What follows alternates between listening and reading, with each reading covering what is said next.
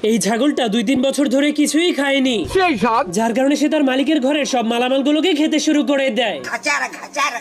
এমনকি সেই মেয়েটার লেহেঙ্গাটাকেও ছিঁড়ে খেয়ে ফেলে, আর এই পুরো পৃথিবীটাকেও খেয়ে ফেলে, এমনকি তার মালিকের লুঙ্গিটাকেও খেয়ে ফেলে।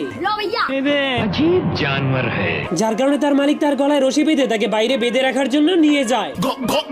साले को छोड़ूंगा नहीं। কিন্তু সেই হারামি তার গলার রশিটাকেও খেতে শুরু করে দেয়। এই জন্য তার মালিক যখনই তাকে থামানোর চেষ্টা করে তখনই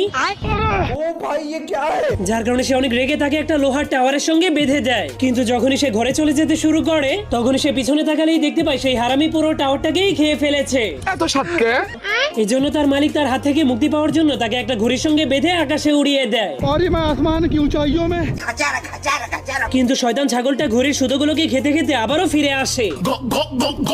তুমি কি পাগল হইলে না মাথা খারাপ? এই জন্য তার মালিক অনেক রেগে তাকে একটা ঘোড়ার